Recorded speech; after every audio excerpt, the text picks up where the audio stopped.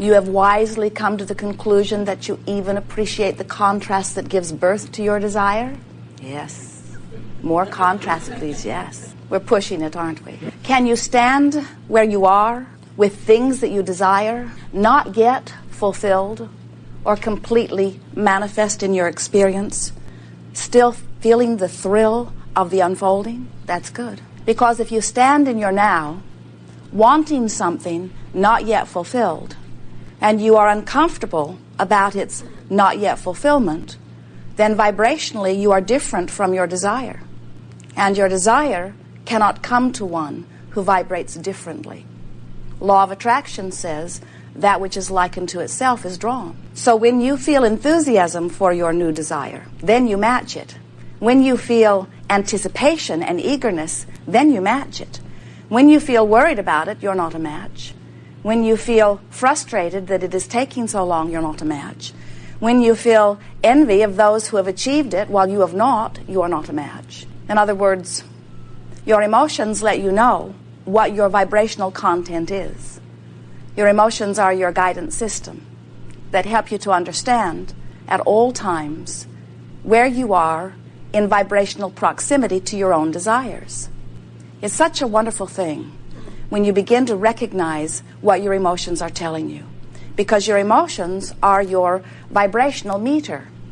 Everything in our universe, whether we are non-physically focused or physically focused, is vibrational. And sometimes you don't realize that because you're in these physical bodies doing such an excellent job of translating your experience into the physical equivalent through these interpreters in your body that make it possible. Your eyes interpret vibration, and so you see. Your ears interpret vibration, and so you hear. Even your nose and fingertips and tongue are vibrational interpreters. And your emotional center, which gives you the feeling of anger or joy, that emotional center is a vibrational interpretation of energy. And so as you are understanding that your emotions are letting you know how you're doing vibrationally, and you begin to not only pay attention to the way you feel, but you begin to deliberately guide yourself by feeling. In other words, you reach for feelings. When you begin to reach for feeling, then you reach for vibration. So if you understand that you are extensions of source energy, you are pure positive energy extended into this physical environment, you are truly on the leading edge of thought. And as you are feeling wonderful, as you feel joyful and eager, as you are filled with love or appreciation, in that moment, you have found, by virtue of whatever you are choosing to give your attention to, a vibration that so fully matches the source that is you, that there is no resistance in your vibration. You are a perfect extension of your source. And in that moment, you are really being you. You are full of you. You are being the you that you were before you decided to come into this body.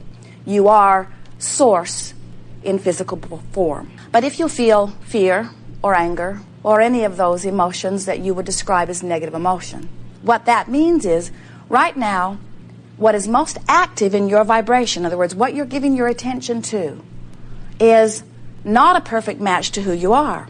You've got a different vibration going, and in the process, you've introduced some static, or even a better word for it is resistance, to your signal. So you are not the full receiver. You are not absolutely allowing a full reception of who you are. And in those cases, you do not do as well. When you allow connection, you thrive. You are clear-minded, you are vital and alive, you are full of energy, you feel good, you laugh easily, things unfold wonderfully for you. You guide your life through thought, not with hard work or struggle or effort. But when you are focused upon things that cause that static or resistance within your vibration, then everything is harder for you because you are not allowing the resources of the universe to function for you. Oh, they still are functioning, and they still are functioning for you, but you've got yourselves crossways of the current somehow, and you're not letting it happen. We want to say to you in ways that you cannot help but hear, well-being wants you. Well-being wants in. In other words, it is your legacy, it is your birthright, it is who you really are. And unless you're doing that thing you sometimes do that does not let it in, then you are thriving. So as we are moving forward here today, we want to help you find some ways to more consciously offer vibrations that match who you really are. And of course, you cannot do that without a keen awareness of the way you are feeling, because that is your guiding indicator. The question that is worth contemplating many times during a day is, what is my dominant vibration relative to the subjects that are important to me?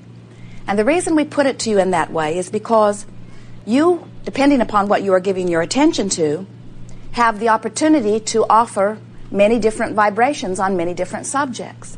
You can do that right now. In fact, you could start fresh today and offer only vibrations that serve you. You could. It isn't likely that you will, because you have practiced vibrations. So the vibration that is dominant within you is not like a bucket of thoughts that you are carrying around. And since you've been gathering your bucket for a number of years, now it will take a number of years to empty your bucket. It isn't like that. Your vibrational tendency, or what is dominant within you, just has to do with what you're doing now, but what you're doing now has to do with what you've been doing, because what you've been doing is likely what you're going to be doing now. It's sort of like that's what you've been practicing, so it's likely that that's what you will be doing. We never see you take your radio and thump on it because you heard a song a few minutes ago and you know it's still in there. You don't say, I heard you just a minute ago, now come out again.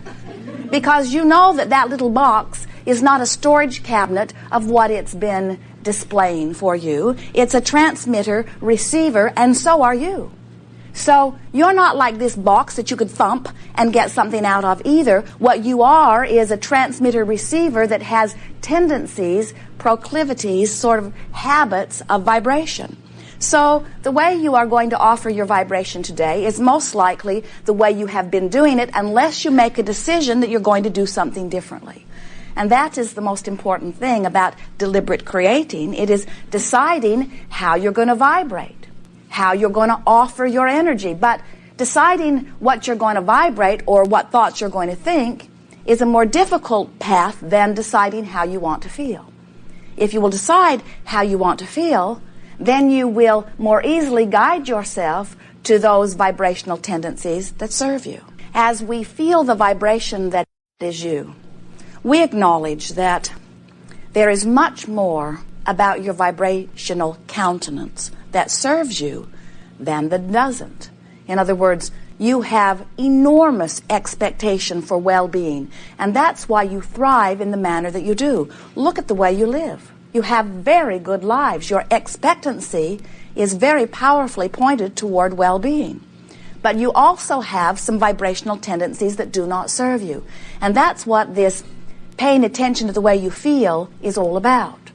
There are some habits of thought that you've picked up along your physical trail that do not serve you. So when we say to you, what is your dominant vibration around the subject of money? We would ask you these questions. When you think about money or abundance, does that feel to you like adventure, like fun? Does it feel like eagerness? Does it feel free? Or when you think about money, do you feel uncomfortable, maybe a little worried, limited? You can tell when we ask the question. Now, sometimes you say, well, I feel some of all of that, and we know you do, but the question that we're asking is, which do you feel more often? And you can tell when we ask the question which way you're leaning. When we ask you, how do you feel about your body? Do you feel free and vital and sure-footed, or do you feel tentative and worried and uncertain? You know, you can tell right away. When you think about your dominant relationship, does it feel like adventure and freedom and joy? Or does it feel like bondage and struggle and hard work? You can tell. Which of these thoughts have you been practicing more? So when we talk about a dominant vibration, what we're really talking about is your point of attraction. We're talking about the way you're most likely to offer a thought if you don't stop and think about offering it in a different way. Another way of saying that is, what vibration is activated within me right now? Well, whatever you are giving your attention to activates a thought. It activates a vibration within you. And those things that you give most of your attention to are those things that are most activated. And over time, they become the most dominant. Someone the other day wanted to talk to us about core beliefs. Core beliefs. core beliefs. It sounded as if it was something unchanging, unchangeable, something sort of permanent. And we say, you have vibrational tendencies. Most of them serve you. Some you may want to change. So when we talk about what is the vibration that is most dominant within you, what we're really talking about is, what are you working on activating? What are you deliberately giving your attention to and holding your attention there long enough that it becomes activated and then by law of attraction attracts more into itself until eventually, and sooner than you think, it becomes a dominant vibration within you. So as you begin feeling your way through your day-to-day experiences, it becomes easier for you to recognize what it is you are offering and whether you're doing it deliberately or whether you're doing it by default, whether you're just doing it because you've been doing it. As we listen to you, and as Esther recalls her experiences and begins to recognize that very often there are just ways you feel about things that have nothing to do with now. Sometimes it was an incident that happened when you were 4 or 5 or 10 or 20. Something that happened that really didn't have very much to do with you. It happened to those around you. You observed it. You felt their vibration. It was active in their vibration. You observed it long enough that it became active in your vibration. And so even today, it's an active part of your vibration, even though you don't want it, even though it has nothing to do with you. And so as Esther is listening to you and as Esther is watching in her own life and paying attention, one day as we're chewing about all of this, Esther got all revved up and she said, I can damn well choose the vibration that is dominant within me. I don't want the television to activate within me. I don't want past experiences to activate within me. I can choose. And we said, well, we had hoped that it would be more positive, but it's a good first step to acknowledge what you want. In other words, everything is like that, isn't it? Your contrast helps you to conclude what you want. That's what step 1 in the creative process is. And very often, in the middle of step 1, in fact, most often in the middle of step 1, you are nowhere near in vibrational harmony with your own desire, because contrast has literally aggravated you to conclusions that come out of you like brief, sharp, clear rockets, but because your vibrational tendency is not really practiced, you don't maintain the vibration of your desire very long. So step 1 is ask. And when you do, on any level of your being, even if it's a cell that is asking, Source takes care of step 2 and answers your request every single time. But you must be a vibrational match to what you are asking for, or you cannot let it into your experience. And so step 3 is finding a way to relax and allow the well-being that you've been asking for to come into your experience. And that's what we meant earlier when we said you cannot feel frustration about an incomplete desire and be in step 3. When you're feeling frustration about an incomplete desire, you might be amending your desire, you might be modifying it, but you are clearly still in step 1. So is negative emotion an indicator that you are a terrible creator and that you are not doing what you came forth to do?